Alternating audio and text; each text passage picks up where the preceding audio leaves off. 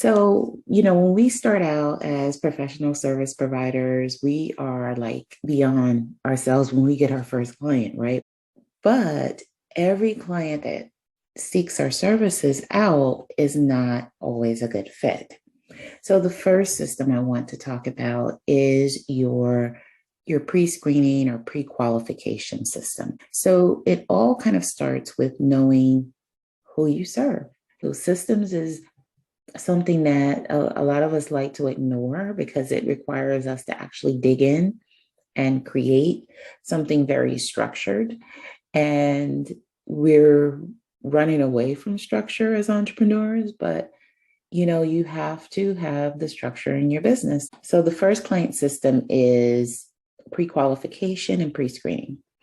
So when I first started in my business, I, like many entrepreneurs, thought everyone with a pulse would be a good fit for my business. And that's not good. And that's not true.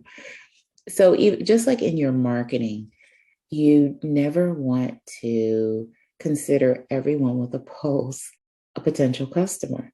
You have to think of yourself as, specialize and know who your target audience is. Because if you don't know who your target audience is, it's kind of like a domino effect.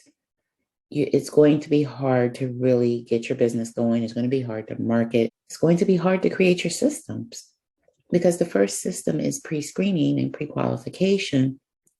And you have to have your programs and services mapped out.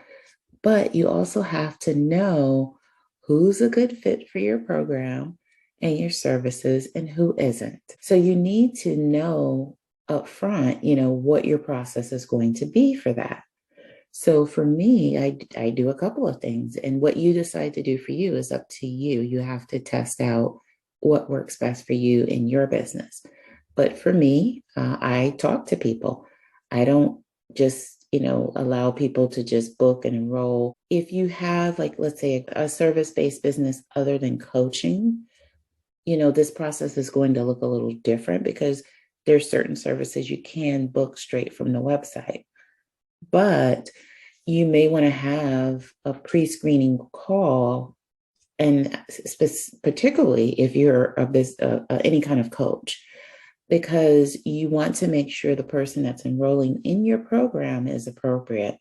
Now, even if you have a graphic design service or some other type of service, you want to make sure you understand the goals of the person that's seeking out your services.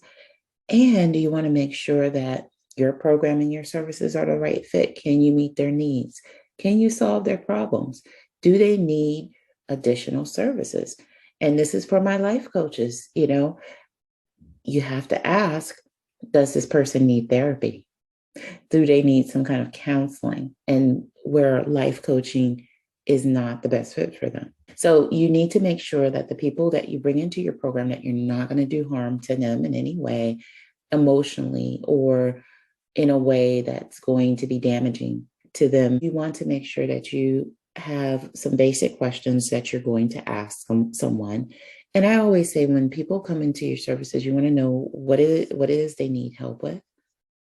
Why did they come to you? Like, what is the connection? How do they see the two of you working together? And what is their ultimate goal? I have like maybe 10 questions that before you can book an appointment with me to discuss one of my services, there's some 10 basic questions I want to know. Like, do you have a business already, or are you starting the business? What is your goal for seeking my services out? How many other times have you, tried to address this problem and you weren't successful? There are certain things that are really important about their previous experience with service providers as well. And this is something I learned the hard way. People that hop from service provider to service provider, and they never really get their problem solved. It can be viewed as two ways. Is this a difficult client who has expectations that exceed my patience? Or is this someone who's just had a bad run of luck with choosing professionals? So you have to think of what questions are important for you to know in your business and ask them accordingly. I have mine set up, in an automated way through Calendly, but you can, you have to think, is this, how do you want to pre-screen your client and make sure they're a good fit? And in looking at your programs and services and making sure that based on what this person has told you, can you solve their problem? Can your program deliver and help them achieve their goals? So that is the first system you need when it comes to client management. Okay, the second system you want to have is your onboarding. And you may be wondering, why is onboarding before invoicing? So the reason that I kind of flipped it around is because there's a very important piece that goes into your onboarding process, and that's the agreement part. And I view onboarding as, kind of your agreement, and then also how you enroll people into your program. So before you can issue an invoice, you definitely need in writing, what the person is getting, what are the terms of your services, is there a refund policy? If so, what is it? You have to find your own agreement or create your own agreement. And there's tons of resources for that. I mean, Law Depot is a great resource. And also, you have LegalZoom that a lot of people use. But keep in mind that when you draw up an agreement, it may not be in alignment with the laws of your state. So you definitely want to make sure your agreement, it checks all the boxes, because if you're ever in dispute, you want to make sure that you have an agreement that's written in a way to help you, win your dispute, of course. You want the agreement, you want the terms of your payment outlined in the agreement, and as well as your scope of work. What are they getting? Are they enrolling in group coaching? And are they enrolling in some other service that you have under your umbrella? That's agreements. The second part of onboarding is what forms, okay, you need, and what is your process? What do people have to do first, second, third? Like, for example, I offer VIP days, and that's the 4-hour day that I sit with someone virtually or in person if you're in the New York City area. But for the most part, my services are virtual, and I will sit with someone for 4 hours and we map out whatever their goals are, and I help them achieve their goals during the course of the VIP day. My onboarding process for that is prior to us ever sitting down for that VIP day, I make sure I have a meeting with my client to make sure they understand the outcome that they're going to achieve that day. And also, which is very important, any kind of preparation they need to do for that day, anything that I need in advance. So, you really need to make sure that you're in communication with your clients. And also, one thing I like to square away is how, establish how we're going to communicate, because everyone communicates differently. So you want to make sure that you understand your client and that you know how you're going to work together so you can both have a really successful experience, you being the service provider that helped them achieve what they wanted to achieve in the first place, and for them achieving that great transformation or getting that problem solved. So think about, when it comes down to onboarding, the agreement, and also what forms you need to solidify your agreement to work together, as well as your refund policy, that all goes wrapped in there as well. The next system you want to have in place is invoicing. You have Honeybook, you have QuickBooks, you have different invoicing systems out there that you can use. I always suggest that people try different things and see what works best for them. I like PayPal invoicing. PayPal's free. I've just used them ever since the start of my business. I just haven't really changed. It works.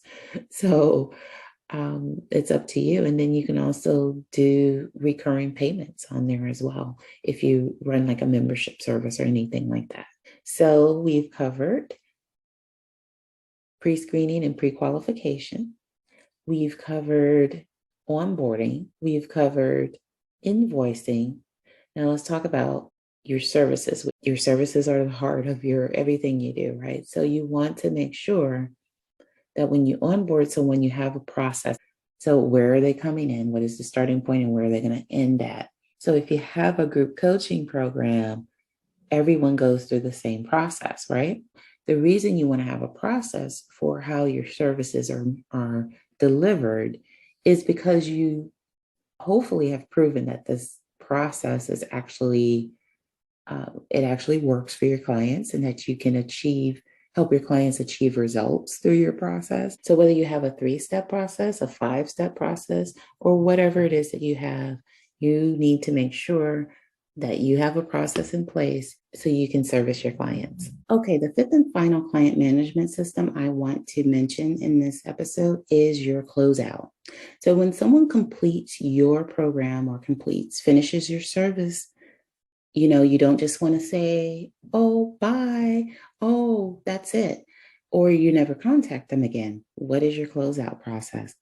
What is your structured process to ask for a review? You want to make sure all payments are done. And you definitely wouldn't want someone to be at the point of closeout to make sure your payments are done. Before you deliver any final products, you want to make sure that you have your final payment. And before you start work on any services, you want to make sure you received your payment. So it's just up to you what you require. A lot of service providers do require upfront payment, but definitely never deliver your final product without your final payment. So with the closeout, just think about what that looks like for you. Is it a survey? Is this, this is the time to ask for a review? Do you follow up with the person? What does closeout look like? Even if it's just you right now starting out, you have to think about the future of your business. So at some point, you are going to hire someone, right? You're going to hire someone to help you, whether it's a virtual assistant or some other professional to help you. And so the thing that you want to do is you always want to have processes in your business, and you always want to have them written so that you understand how your business works. And when you understand how your business works, it's easier to convey that message and that information and be able to train someone to replicate what you do. So definitely have written procedures in place so that people can come in and help you in your business. And so you can have a seamless process for them to do it. That concludes this episode, and I'm so excited that you joined me. And I'm so excited to even share with you just what it means to design a business and help you get one step closer to where you want to be as an entrepreneur and to help you along on your entrepreneurial journey. So with that being said, my name is Michele Davis, and I'm so happy you tuned in. Take care. Bye.